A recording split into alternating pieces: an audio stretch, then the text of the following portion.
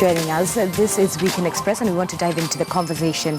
As I promised before we went on break, the Capuchin brothers who are from the Catholic Church. I have with me Father Peter Waweru. Father Peter Waweru is the head of the Capuchin here in Kenya. It's so good to have you here this morning. Glad to be here. So help us understand, as well as Kenyans, who are the Capuchin brothers? Capuchin Brothers is a congregation in the Catholic Church. Our full name is Capuchin Franciscan Brothers. And they work within the Catholic Church, having came here in Kenya for the first time as missionaries in the year 1971.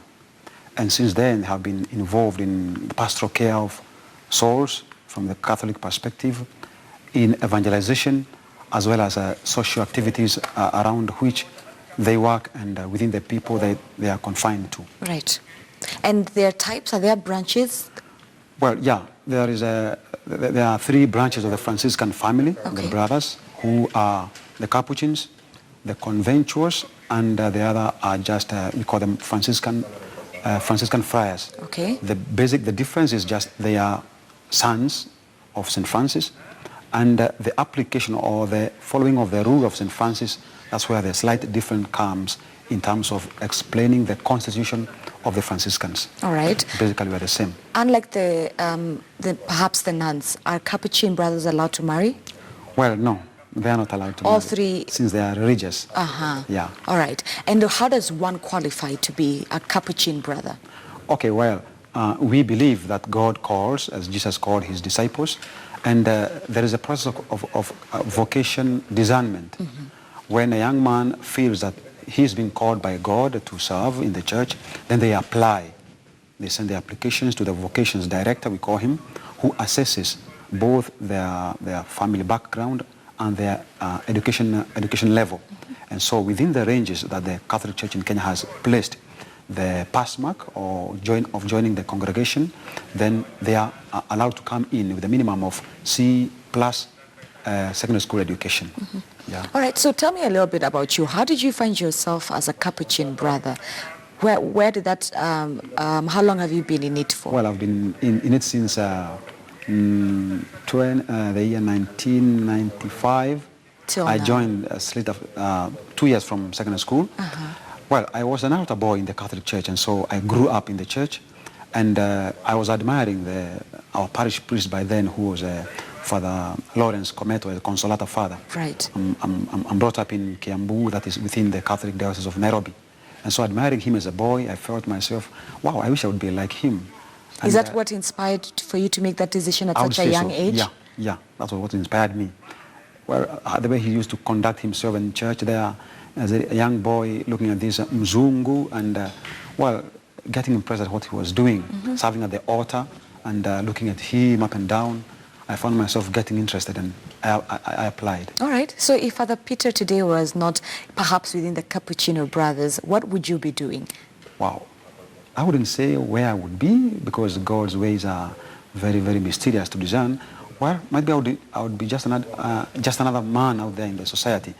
But I cannot place myself outside of this life that I have been for the last, 20, 25 years. 20, 25 years. Yeah. All right. So one way that you say that one can become a Capuchin brother is, one, of course, a calling from God automatically. And number two, then there's an application process around that, right? Can one choose then to forgo being a Capuchin brother, let's say after a certain period of time, after 5 years, if I decide to perhaps leave, quote to quote, the ministry? Is that okay? Is that an open decision? Sure, it's allowed, because once one joins, and until they make what we call perpetual or final commitment to be a Capuchin, to be a priest, to be a religious, there is a period of time where you are allowed to renew your commitment. Every year, you're given another chance to decide. Are you still willing to continue? Is still God calling you? And if you're inspired to continue, you do. Okay. If might be, God speaks to you in a different way and shows you a different way, you are allowed to change your direction. Of course, we believe that God is the one who leads all these decisions. Okay, so you began by telling us that the Capuchin brothers are sort of like religious branch under the Catholic religion. Yeah. What exactly does the Capuchin brother do in terms of on a day-to-day basis, right? What do they do? What activities are you involved in? It will depend on where one is. Basically, we are pastoral oriented, pastoral care of people's souls. However, we realize that the people we are serving, they have social needs, depending on where they are.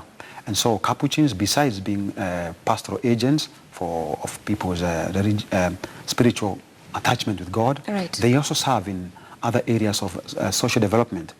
In education, we take care of schools, we teach, we lecture in colleges and universities. Others are involved in health sector. We run dispensaries, health centers, and as well as economic empowerment of the people we are serving. Again, depending on where someone is serving. We are spread across about 12 counties in the Republic, and so depending on where someone is, they find their work in the course of serving the people around them. Yeah. Okay, give me an example of one of these issues that you deal with. You said for you guys it's a matter of a spiritual walk, but give me an example perhaps of even some of the success stories that you have seen. Well, yeah, we have had a very successful project of a school project here around Nairobi, St. Bridget's Center, which serves the needy children of the people around Mathare Valley and Eastleigh. Upcoming school, and it serves the people there, both Christians and non-Christians, and as well as a dispensary there that serves again the needy around there. Down in the coast, we have a farm in Peketoni, that is Lamu County, Catholic Diocese of Malindi, and the brothers there, they help the people to improve their farming skills and both in crop and animal rearing. So Capuchin brothers do not only help individuals from a spiritual point. From what I'm understanding with the activities, it can be philanthropy work such as the school you've mentioned, exactly, and business such as with farming. Sure, exactly. Because the people you serve in church on Sunday, they go out on the same day, and from Monday to Saturday, they're involved in their daily chores. We sometimes assist those who are in great need, like might be the little we get from people, we send with the people, and so we find ourselves that we receive and give. As St. Francis would teach us, it is in giving that we receive. And so we receive from people, and then we extend hands to those who are in need around us. Father Peter, have you ever had the desire to have your own family? Well, no, not at all. Since God, I remember still growing up when I was a young boy, I used to tell my mom and aunt, well, I'll not get married because I feel God is calling me to be a priest. And I knew what that involves, and so God has not given me that, even the thought of that. However, I appreciate serving those who have families, and serving them in the church is my fulfillment. I feel fulfilled. So when you told your mother and your aunties that for you, your life calling is within ministry, within church, to be specific, under the Capuchin brothers, what were their first reaction? And at such a young age on top of that? Well, it was denial. They could not understand what I was talking about. Right. They knew that priests are there, but believing that their son would become one of them, it was a bit strange. I remember my mom she wept when I was leaving home to join the seminary, we could call it. And so even my relatives, it was a strange feeling that one of them was thinking of becoming a priest. It was really strange. And so there was a resistance at the beginning. Gradually, they came to accept, and that's how I found myself being accepted in the family. Personally, what activities do you partake in? You've given the example of part of your team that is in Peketoni that handles farming, and you've given an example of the school, if I remember correctly. Are there certain projects or organizations that are close to your heart as Father Peter that you're involved with on a day-to-day basis? Yeah. As a church and as a congregation, we serve people according to their needs once again. And last year, the year 2017, the Capuchin Franciscan brothers were inspired by God to begin expanding the mode of evangelization. And we launched the first Catholic television in the country, that is Capuchin TV. It's just 1 year old last month. And that's where I'm involved in taking Jesus closer to people. Besides what the Catholic Church does on Sundays, we felt God inspired us that we are able to use this means of communication to evangelize new ways of evangelization, and that's why I find myself involved in day-to-day basis, the Capuchin TV. Yeah. Also, you're also involved in that as well. Yeah. Okay, and what advice perhaps would you give to a young Kenyan who, like you, at a young age, they knew they wanted to be in ministry? What advice would you give them? Well, they have to have a mentor somehow within the church, someone who is elder than them, that they can explain to them their feelings. And then from that inspiration of that elder person, they can be guided accordingly. I remember I was guided by an old man who was a mentor by then, and he showed me the way where to apply, whom to talk to. There should be someone behind their feelings, their aspirations, their desires that they can talk to.